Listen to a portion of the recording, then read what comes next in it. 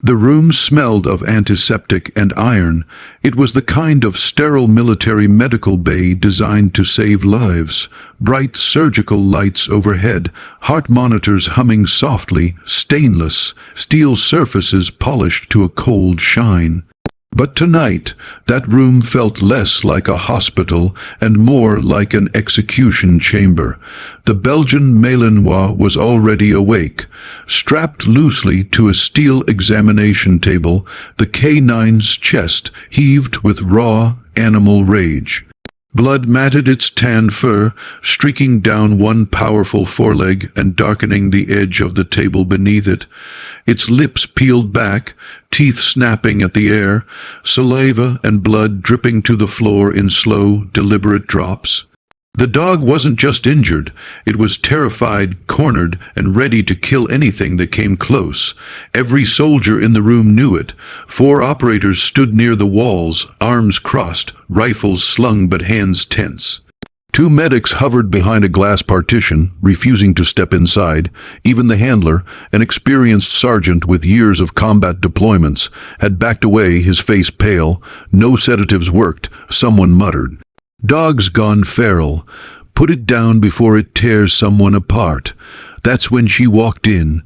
She was smaller than most of them, her combat uniform still marked with dust from earlier drills. Her dark hair was pulled back tight, not a strand out of place. The medic's crosspatch on her sleeve looked almost ironic in this room, filled with weapons and fear. A few soldiers exchanged looks. "You've got to be kidding me," one whispered. She stopped just inside the doorway, eyes scanning the room once, quick, precise, taking everything in. The restraints, the blood loss, the dilation of the dog's pupils, the rhythm of its breathing. She didn't flinch. The dog saw her immediately. The Malinois exploded into motion, lunging forward as far as the straps allowed. The table rattled violently, its roar echoed off the walls, deep, savage, unrestrained. The sound froze the air in the room. Several soldiers stepped back instinctively. "Hey," someone barked, "get her out of here." The handler raised his voice. "Ma'am, that dog will kill you. He's not responding to commands." She didn't answer. Instead, she took one slow step forward. The dog snapped again, teeth clacking inches from freedom. Blood sprayed lightly as a strap cut deeper into its injured leg. The monitor behind the table spiked. "Jesus, stop her," another soldier hissed. The officer in charge folded his arms, a faint smirk tugging at his mouth. "She wanted to prove herself, didn't she? Let's see how brave she really is." She heard that. Everyone did. Still, she kept walking. Each step was measured, calm, no sudden movements, no raised voice. Her hands were open, palms visible, fingers relaxed. Not a sign of fear, not a hint of challenge. The dog paused mid-snarl. For half a second, the room went silent except for the beep of the heart monitor. Then the Malinois roared again, louder this time, muscles bunching, eyes locked onto her throat. She stopped exactly 1 arm's length from the table, too close. Every soldier in the room knew it. One mistake, one slip, and there would be no stopping what happened next. The straps wouldn't hold. They never did when adrenaline took over. Her hands lifted slowly to chest level. Not surrender. Invitation. She lowered herself slightly, bending at the knees. Not shrinking, not retreating, just adjusting her height to match the dog's line of sight. Her gaze never left its eyes, no fear, no dominance, only focus. The dog's barking stuttered, turning uneven. Its ears twitched, its head tilted a fraction of an inch, confusion cutting through rage. She spoke then. Her voice was low, steady, almost gentle, but it carried authority, not the shouted commands of training fields or combat zones, something older, something learned through scars and silence. The Malinois froze, its chest still heaved, its teeth still showed, but it stopped lunging. Behind her, no one breathed. The officer's smirk vanished. Blood dripped from the dog's leg onto the steel table, the sound unnaturally loud in the quiet room. She noticed immediately, shifted her weight slightly, angling her body so the dog could see her hands clearly. She was not there to fight it, she was there to reach it, and for the first time since being dragged into that room, the K9 hesitated. Not because it was weak, but because somehow, impossibly, it recognized something in her, something that made even a wounded war dog stop and listen. No one moved. The kind of silence that followed wasn't relief, it was dread. The Belgian Malinois remained rigid on the table, muscles locked, chest rising and falling in sharp, uneven bursts. Its teeth were still bared, but the snarl had softened into something uncertain. Confusion flickered behind the animal's dark eyes. She stayed exactly where she was. One wrong step forward would trigger instinct. One step back would confirm fear. She knew that. Everyone who had ever worked with combat K9s knew it too.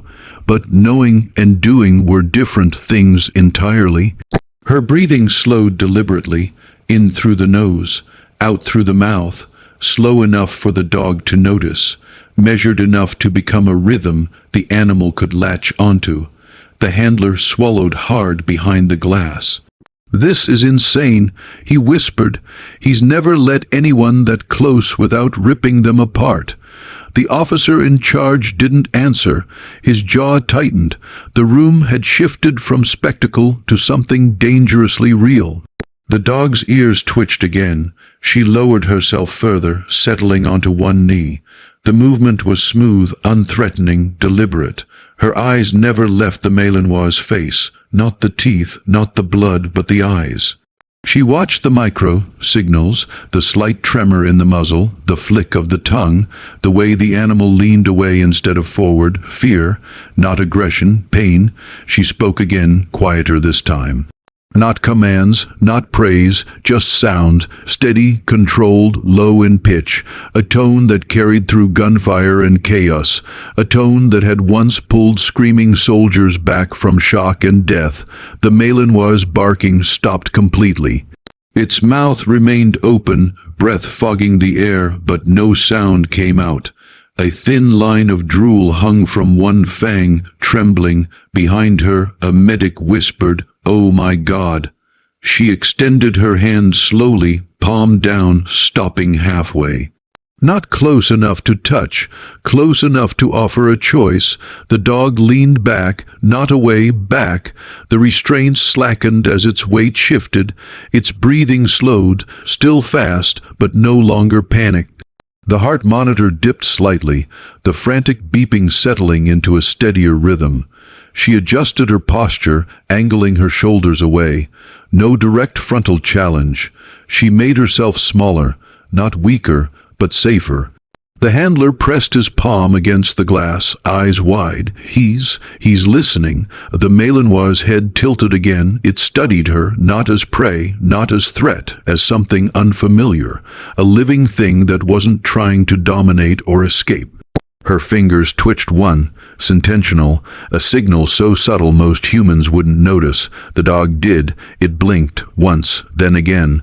A long, slow blink, canine language for uncertainty dissolving into trust. She closed her hand slightly and lowered it to her knee. The invitation remained open, but the pressure was gone. The dog's lips eased back over its teeth. The change was subtle but undeniable. The snarling mask fell away, revealing something raw and exhausted underneath. Blood continued to seep from its injured leg, but the animal no longer fought the pain. It endured it. She leaned forward just an inch. The room collectively inhaled. The Malinois did not react. She reached for the medical pouch at her belt, not breaking eye contact. Her movements slow, exaggerated. The dog tracked her hand but did not lunge, did not growl. She pulled out a clean gauze pad. The handler's voice cracked. Don't touch him." She didn't answer. She placed the gauze on the table. Then waited, Seconds passed. The dog sniffed the air, nostrils flaring. Its gaze flicked from the gauze back to her face, as if asking a question. She nodded once. Yes, the Malin lowered its head. Just slightly, the handler staggered back, stunned. One of the soldiers swore under his breath. She moved in. Her hand brushed the dog's leg for the first time. Light, precise, confident. The fur was warm, slick with blood. The muscles beneath tensed, then released. No bite, no snap, no explosion. She pressed the gauze gently against the wound. The dog flinched once, then held still. Its breathing hitched, then steadied again. Her other hand came up to the harness, not restraining, not gripping, resting, grounding. The dog let out a low sound, not a growl, a whine, the kind only made when pain finally has somewhere safe to go. In the reflection of the steel cabinet, the officer saw it clearly now. This wasn't luck. This wasn't bravery. This was mastery, and the room understood. All at once, fear hadn't disappeared. It had broken. The first real sound the Malin made wasn't a snarl. It was a breath, long, trembling, released through its nose as if the weight of the room had finally eased off its chest. The dog's head dipped lower, ears folding back, not in submission, but in surrender to exhaustion. Blood still stained its fur, but the violence that had filled the space minutes ago had drained away, leaving something fragile in its place. She felt the shift immediately, not with her eyes, with her hands. The tension beneath her fingers loosened, muscles unclenching one layer at a time. Years of experience had taught her this moment was more dangerous than the attack itself. When fear breaks, what comes next decides everything. She didn't rush. She let the silence work. The heart monitor continued its steady rhythm now, no longer screaming panic into the air. The dog's breathing began to match it, each rise and fall slower than the last. Soldiers who had been rigid against the walls found themselves standing straighter, unsure when it had happened. She slid the blood-soaked gauze away carefully and replaced it with fresh bandaging. The Malin watched her hands, not aggressively, not warily, but with focus. Tracking, learning, she spoke once more, just one word, quiet, measured, the kind of word that carried weight because it didn't need volume. The dog obeyed, not because it had been trained to, but because it understood. It shifted its weight, adjusting its injured leg without being asked, easing pressure off the wound. The restraints loosened again as the animal settled into a seated position on the table, back straight, head level. A perfect sit. The handler's mouth fell open. That's his competition posture, he whispered. He only does that for... He stopped himself, because the answer was standing right in front of him. She straightened slowly, never breaking contact. Her presence didn't dominate the space, it anchored it. The dog's gaze followed her face, not her hands, a sign of trust, a sign of connection. One of the soldiers took a half step forward without realizing it. The Malinois's ears twitched, but it didn't react. She lifted her hand, palm facing down, fingers relaxed, no tension, no command gesture, the silent command. The dog stayed still, its tail, previously rigid, lowered slightly against the table. Another impossible detail, another boundary crossed. She turned her head just enough to address the room. He's in pain, she said calmly, but he's not dangerous anymore. The officer scoffed reflexively, then stopped when the dog didn't move. Didn't bark, didn't even bare its teeth.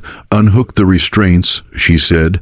A beat of stunned silence followed. Absolutely not. Someone snapped. That animal is still a weapon. She looked at the Malin, again, not challenging the objection, not acknowledging it. The dog met her gaze. She gave a subtle nod. The dog stayed seated, still, trusting. The handler stepped forward slowly, hands shaking. "I'll do it," he said quietly. "If he moves, he won't," she replied. The handler reached for the first strap. Every muscle in the room tensed. The buckle clicked free. Nothing happened. The Malin, didn't flinch, didn't growl, didn't even look at the handler. Its attention never left her. One by one, the restraints were removed. When the final strap fell away, the dog was free, and it chose not to move. A sound escaped one of the medics, a shaky laugh, half disbelief, half awe. She crouched again, lowering herself to the dog's level. Slowly, deliberately, she placed her forehead against its brow. Just for a moment, a bond sealed without ceremony. The Malin, while leaned forward into the contact, a collective breath released across the room. The officer finally spoke, his voice stripped of mockery. "Who the hell are you?" She didn't answer right away. She stood, adjusted her gloves, and reached for fresh medical supplies. The dog remained seated beside her now, unrestrained, watchful, but Comet's body angled protectively toward her. Only then did she speak. "I'm the one you call," she said evenly. "When force stops working, no rank, no explanation, just truth." Behind her, the K9 lowered its head and rested it briefly against her leg. A war dog, silent, loyal, and listening.